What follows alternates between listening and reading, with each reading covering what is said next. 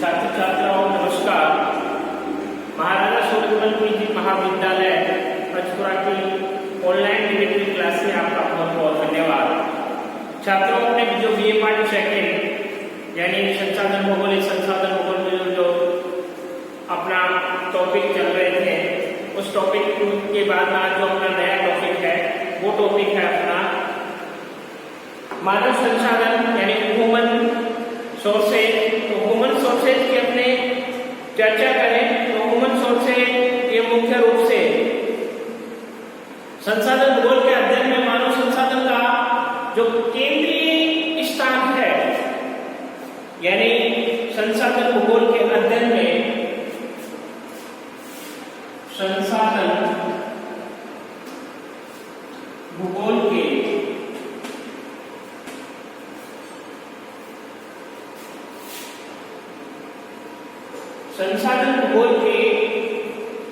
अध्ययन में मानव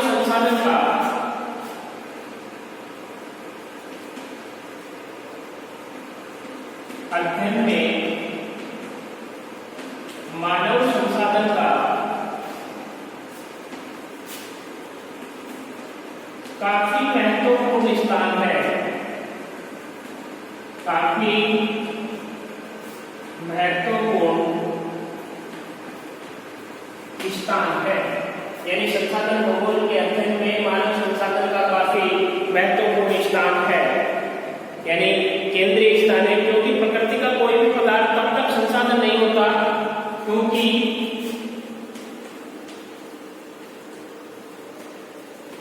प्रकृति का कोई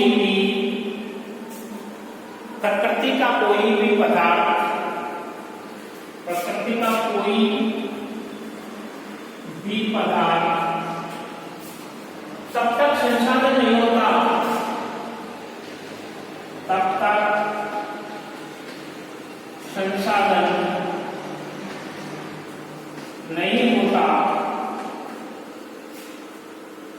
संसाधन नहीं होता या नहीं बनता जब तक कि मनुष्य अपनी आवश्यकता पूर्ति के लिए उसका उपयोग नहीं करता, जब तक कि मनुष्य अपनी आवश्यकता की पूर्ति के लिए उसका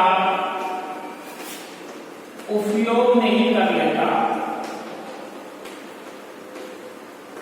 यानी कहने का मतलब सीधा सा है कि संसाधन भूगोल के अध्ययन में मानव संसाधन का काफी महत्वपूर्ण स्थान है, क्योंकि प्रकृति का कोई भी पदार्थ तब तक संसाधन नहीं होता जब तक कि मनुष्य अपनी आवश्यकता की पूर्ति के लिए उसका यूज न ले ले, उसका प्रयोग न करे।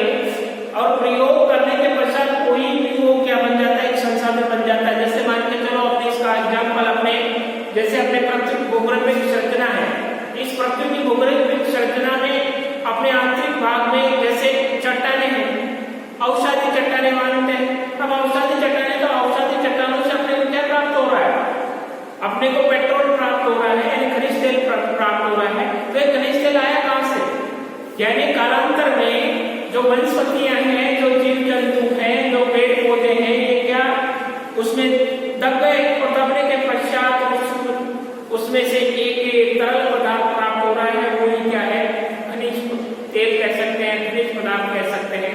तो जब तक वो पृथ्वी की आंतरिक संरचना में पड़ा हुआ था, अंदर पड़ा हुआ था, तब तक तो क्या था, वो कोई संसाधन की गिनती में नहीं आ रहा था। लेकिन जब उसका मनुष्य खनन करने के पश्चात, उसको प्राप्त करने के पश्चात उसका यूज करने लग गया, तब से वो क्या बन गया, एक संसाधन बन गया। इसीलिए जब संसाधन तभी गिनती में आता है, तभी काउंटिंग होता है जब वो मनुष्य की आवश्यकताओं की किसी न किसी प्रकार में उसकी पूर्ति होती हो। तो मानव ही अपनी आवश्यकताओं की पूर्ति के लिए प्राकृतिक और सांस्कृतिक वातावरण का उपयोग करता है। बिल्कुल सत्य है, यानी मानव ही अपनी आवश्यकताओं की पूर्ति के लिए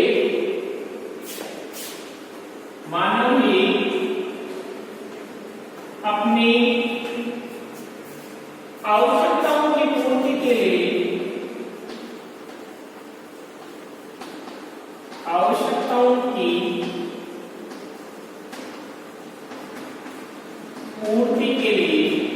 मानव की अपनी आवश्यकताओं की पूर्ति के लिए प्राकृतिक और सांस्कृतिक वातावरण का उपयोग करता है।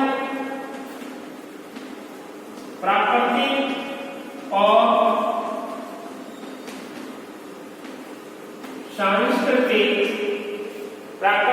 सांस्कृतिक आवश्यकताओं, प्राकृतिक और सांस्कृतिक वातावरण का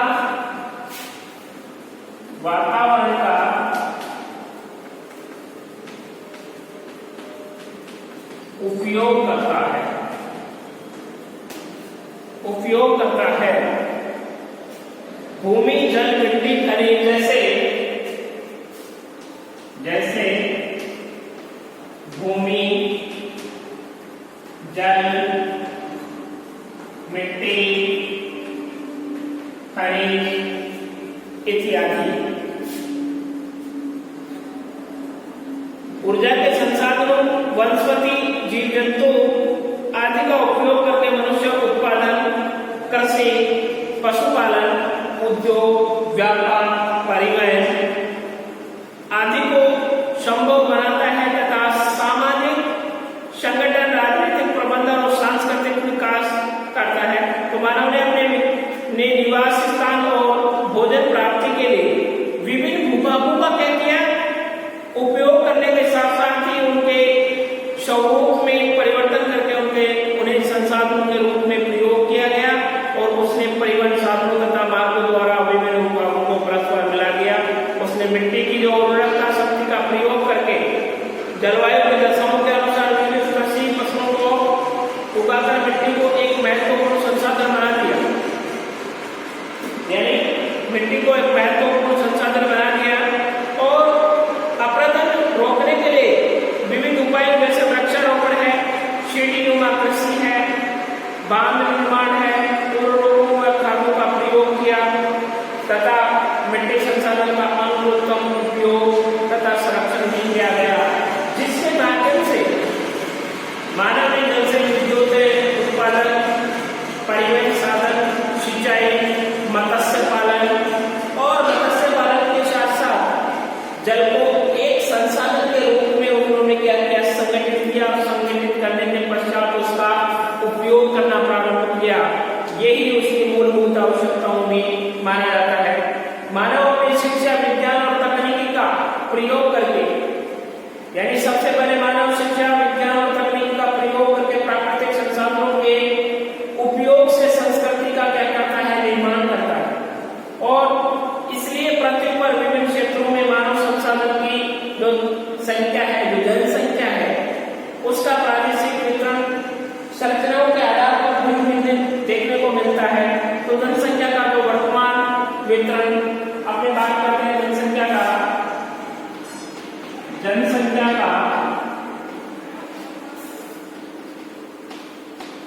वर्तमान वितरण। जनसंख्या का वर्तमान वितरण, तो जनसंख्या का वर्तमान, संसार की वर्तमान जनसंख्या 2010 के अनुसार संसार की वर्तमान जनसंख्या 689.2 करोड़ 689.2 करोड़, यानी 2010 के अकॉर्डिंग, 2010 के अनुसार जो पृथ्वी तल पर 13.6 करोड़ वर्ग किलोमीटर, जो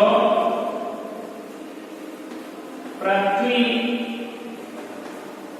तल पर 13.6 करोड़ वर्ग किलोमीटर क्षेत्र पर 13.6 किलोमीटर वर्ग किलोमीटर क्षेत्र में क्षेत्र पर निवास करती है, क्षेत्र पर निवास करती है। यानी कहने का मतलब 689.2 करोड़, यानी 2010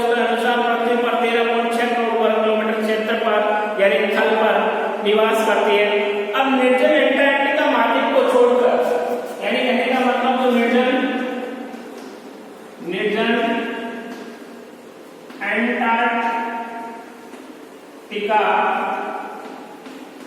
महाद्वीप को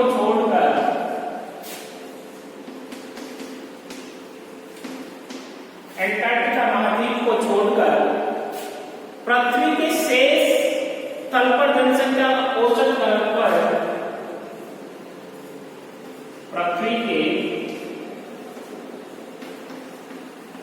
शेष तल पर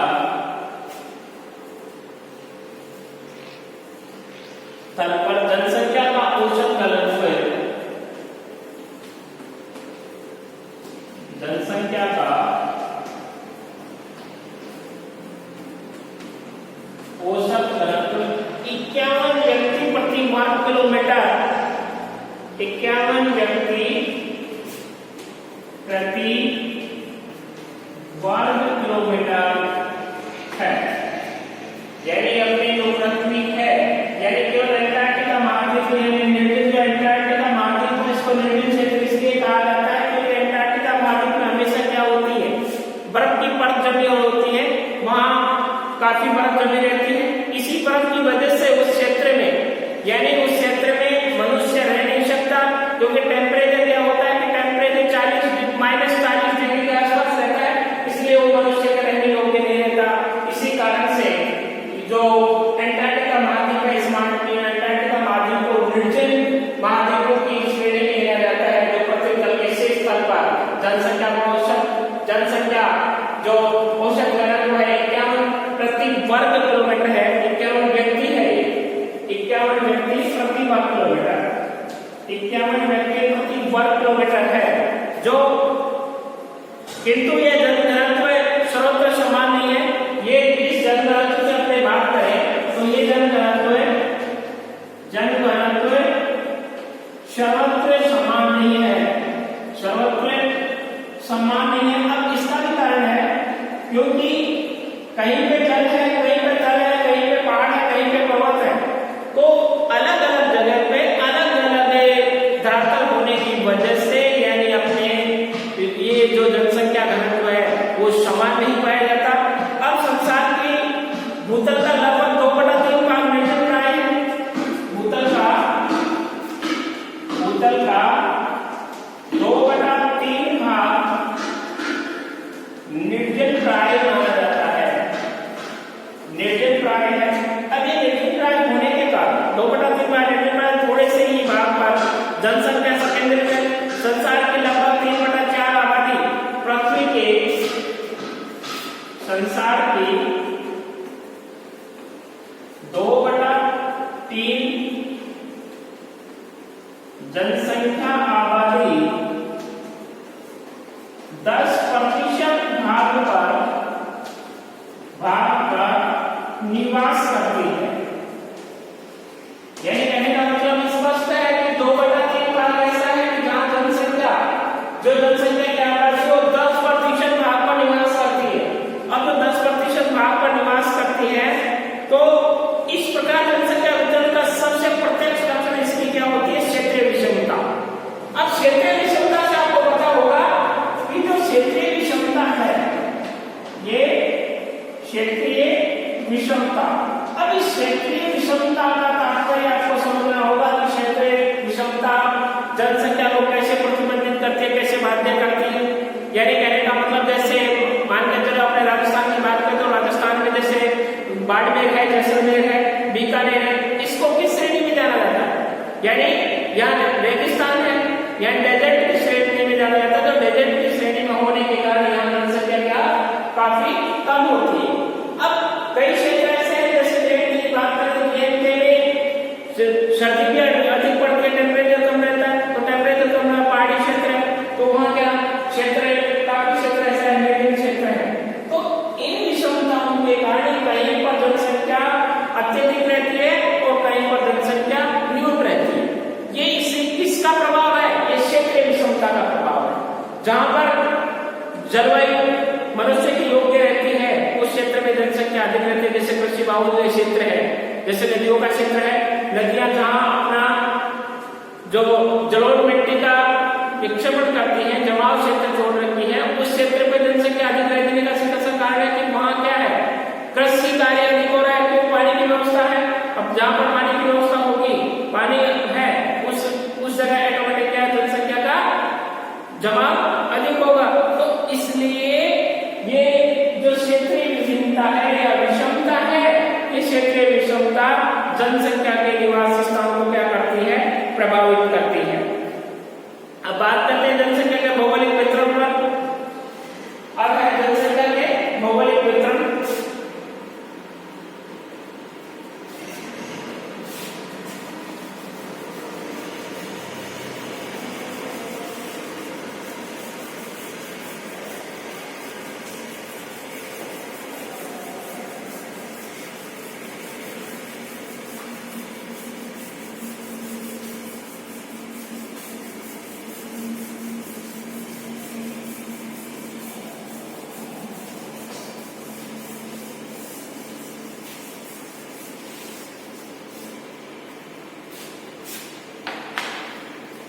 जनसंख्या का भौगोलिक वितरण। जनसंख्या का भौगोलिक वितरण, यानी जनसंख्या का भौगोलिक वितरण तो सबसे पहले हम से हमने ये क्या है, अपना देश ग्लोब है।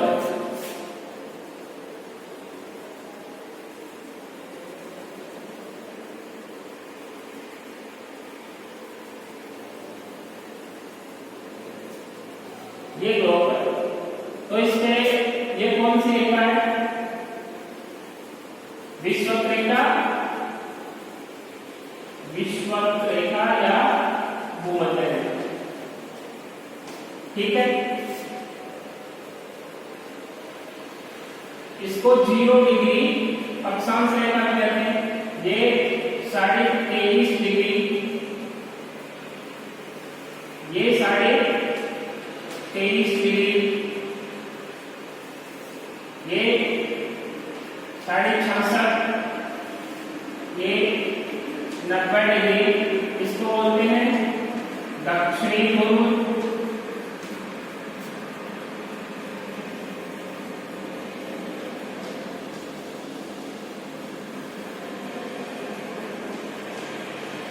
ये उत्तरी ध्रुव। ये है अपना ग्लोब है। अब इस ग्लोब पे अपने बात इसलिए भौगोलिक दृष्टि से देखते हैं, यानी जनसंख्या का जो भौगोलिक वितरण है, इस भौगोलिक भूगोल के अनुसार देख रहे हैं, तो इसमें वितरण दृष्टिगत किया गया है। तो विश्व की लगभग 58% जनसंख्या उत्तरी महाद्वीप तथा शेष 15% जनसंख्या विश्व की लगभग 85%, विश्व की लगभग 85% जनसंख्या, विश्व की लगभग 85% जनसंख्या उत्तरी महाद्वीप में, उत्तरी महाद्वीप में तथा शेष 15%, शेष 15% जनसंख्या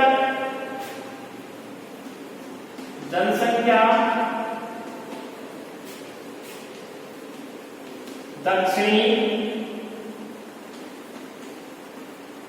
महाद्वीप। अब ये दक्षिणी महाद्वीप भी कितने हैं, 3 हैं,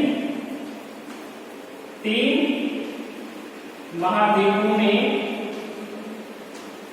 निवास करती है। अब ये 3 महाद्वीप कौन से हैं, यानी ये हमेशा आपको ध्यान रखना, 3 महाद्वीप हैं। पहला है दक्षिणी अमेरिका, अफ्रीका व ऑस्ट्रेलिया। दक्षिणी अमेरिका, अफ्रीका व ऑस्ट्रेलिया।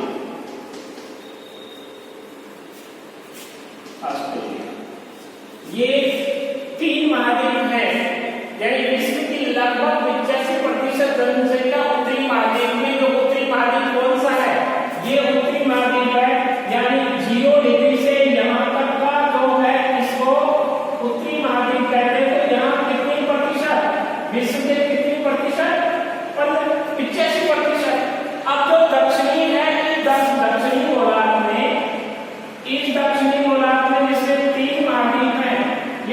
बाकी में यहाँ शेष कितने 15% जनसंख्या क्या करती है, निवास करती है। अब इनमें 15% में मैंने आपको नाम बता दिया, दक्षिण अमेरिका, अफ्रीका व ऑस्ट्रेलिया, यानी दक्षिणी अमेरिका, अफ्रीका व ऑस्ट्रेलिया। ये कितने परसेंट है, 15%। स्पष्ट है, इन चीजों को हमेशा ध्यान रखना है, हमेशा आपके जब भी आप पढ़ोगे इसमें काम आने वाली चीज है। निवास कर अब अक्षांश से वितरण की दृष्टि से विश्व की अक्षांशीय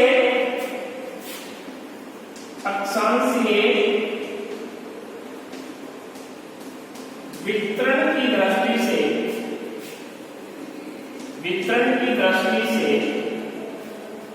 अक्षांशीय वितरण की दृष्टि से अपने देखें, विश्व की 90% जनसंख्या भूमध्य रेखा के उत्तर में, 90%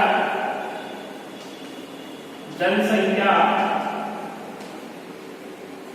भूमध्य रेखा के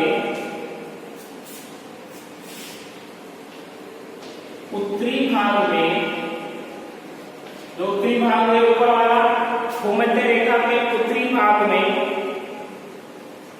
तथा 10% से कम जनसंख्या तथा 10% से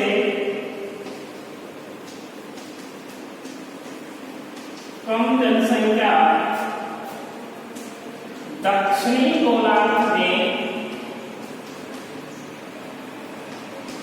निवास करती है। यानी ये 90% जनसंख्या कहाँ, ये 90% जनसंख्या, और यहाँ से यहाँ 10% जनसंख्या। ये स्पष्ट दिख रहा है, यानी ये 0 डिग्री है, विषुवत रेखा है, यहाँ से अपने को उत्तर की तरफ जा रहे हैं, तो 90% जनसंख्या और नीचे की तरफ आ रहे हैं, दक्षिण की तरफ आ रहे हैं, तो केवल 10% जनसंख्या। यहाँ क्या है, सवाल यहाँ क्या है, सागर है, सागर है, महासागर है, इस वजह से यहाँ पर धरातल काफी कम होने के कारण जनसंख्या भी काफी कम पाई जाती है। यानी कारण स्पष्ट दिख रहा है, कारण आपको समझ में आ रहा है। जनसंख्या भूमध्य रेखा के दक्षिणी गोलार्ध में केंद्र है, उत्तरी गोलार्ध में 60 डिग्री अक्षांश के उत्तर में, यानी उत्तरी गोलार्ध में 60 डिग्री अक्षांश, उत्तरी गोलार्ध में 60 डिग्री उत्तरी अक्षांश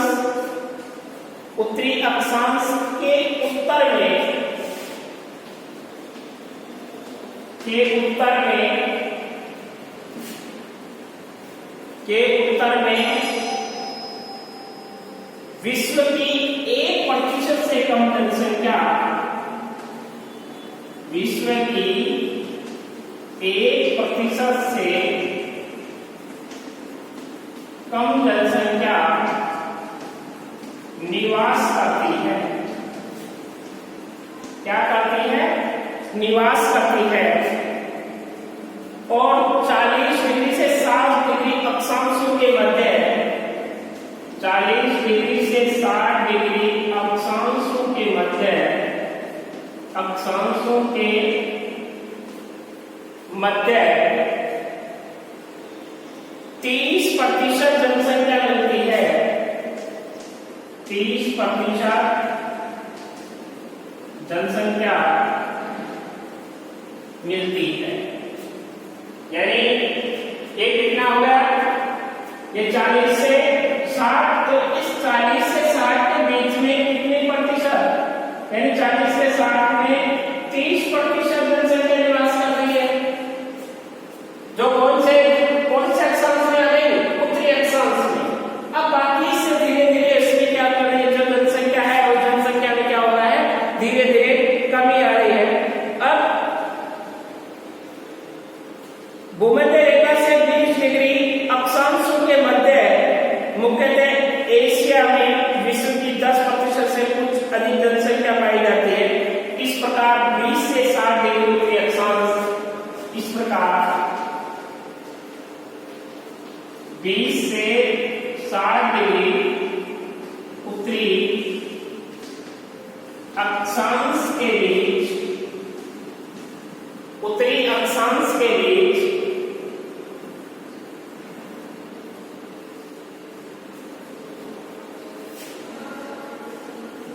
विशेष, अपने जैसे विशेष बात करें, विशेष पुरानी दुनिया, विशेष पुरानी दुनिया ओल्ड वर्ल्ड में विश्व की 80% जनसंख्या पाई जाती है। ओल्ड वर्ल्ड में विश्व की 80% जनसंख्या निवास करती है। यानी जो ओल्ड वर्ल्ड है, जो पुरानी दुनिया है, उस पुरानी दुनिया में विश्व की 80% जनसंख्या निवास करती है। जनसंख्या वितरण के संबंध में एक उल्लेखनीय तथ्य यह भी है कि अधिकांश जनसंख्या महाद्वीपों के किनारों पर, यानी जितने भी महाद्वीप है उन महाद्वीपों के किनारों पर जो पश्चिमी भाग है, उस पश्चिमी भाग में सर्वाधिक जनसंख्या क्या करती है, निवास करती है। अब जबकि आंतरिक भाग जैसे भारत में जनसंख्या है, यह अनुमान लगाया गया है कि विश्व की 3/4 आबादी समुद्र से 960 किलोमीटर के घेरे में तथा 2/3 आबादी 480 किलोमीटर के क्षेत्र में से केंद्रित पाई जाती है। अब जनसंख्या के वितरण तथा घनत्व पर ऊंचाई का प्रभाव भी पड़ता है। अब जनसंख्या के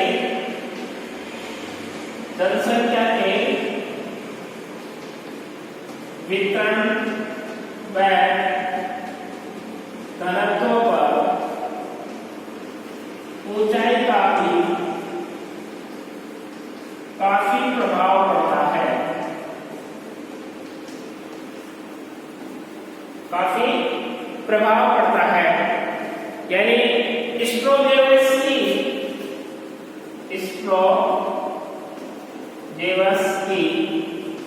यानी जनसंख्या के विशेषज्ञ हुए थे, उन्होंने कहा था कि पृथ्वी के 3/5 जनसंख्या समुद्र तल से 200 मीटर की ऊंचाई तक निवास करती है। यानी इन्होंने कहा कि पृथ्वी पर 2/3 भाग पृथ्वी के 200 मीटर अधिक ऊंचे भागों पर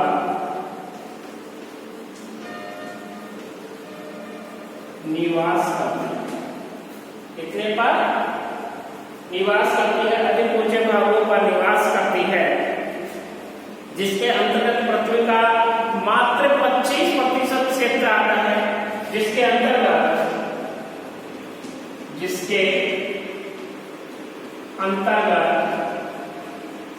पृथ्वी का मात्र 25% भाग आ रहा है, जो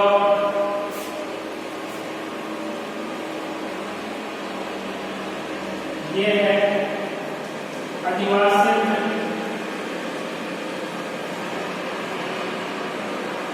ये निर्जन क्षेत्र,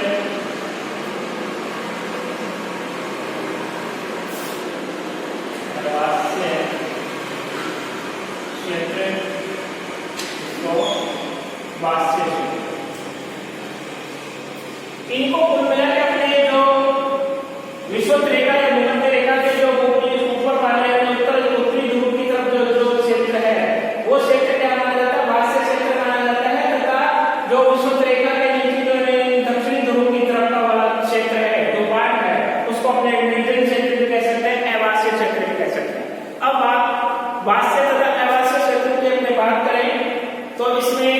वास्य तथा अवास्य क्षेत्रों की अपने चर्चा करते हैं तो इनमें सबसे ज्यादा जो वास्य अवास्य क्षेत्रों में मुख्य रूप से